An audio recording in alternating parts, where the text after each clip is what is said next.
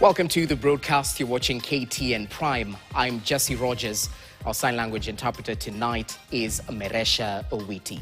Let's get you informed. To our top story tonight, Nairobi once again stands right in the middle of the global stage, playing host to one of the most revered Africa-Europe-centric summits, bringing together African countries and France. With Nairobi hosting this high-level forum, what is at stake for Kenya? Ian Keitani takes a look at the areas Kenya is set to rip big from and why France is looking to the east as opposed to the West African francophone-speaking countries with million-dollar deals already penned between Kenya and France. For the first time in over 5 decades, the Africa Forward Summit is being held outside France or francophone countries, a summit headlined by French President Emmanuel Macron, United Nations Secretary-General Antonio Guterres, and at least 30 heads of state and government convening in Kenya's capital, Nairobi, to deliberate on crucial issues relating to the development of African countries. However, the big question is, how does Kenya stand to benefit from the summit? The arrival of President Emmanuel Macron saw Kenya pen 11 bilateral agreements. Top among them is the rehabilitation and modernization of the 12.5 billion Nairobi commuter rail project, which will serve as a central pillar of Kenya's urban transport modernization program. The deal will see the upgrading of key commuter corridors linking Nairobi to satellite towns such as Syokimau, Embakasi, Ruiru and Kikuyu. The Nairobi Commuter Rail 5 is expanding and upgrading key commuter rail corridors linking Nairobi to satellite towns.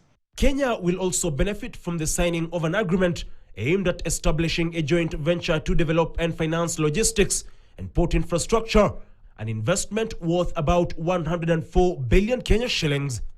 Additional bilateral agreements signed include cooperation in blue economy financing for the raising of Masinga Dam, collaboration in agri-food system transformation, and the expansion of the Kipeto Wind Energy Development Project in Kajiado County by an additional 100 megawatts at a cost of 32.5 billion.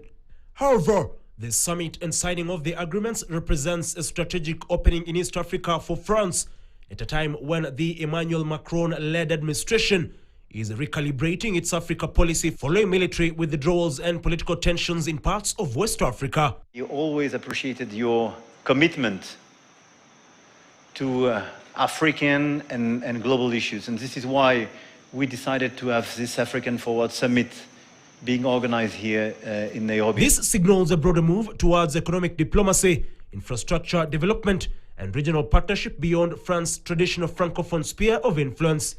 Key highlights include discussions on reforming the global financial architecture, green industrialization, artificial intelligence, sustainable agriculture, health, sovereignty, and blue economy opportunities. However, the question remains, will the resolutions of the summit be fully implemented, or will the commitments fade away once the summit concludes?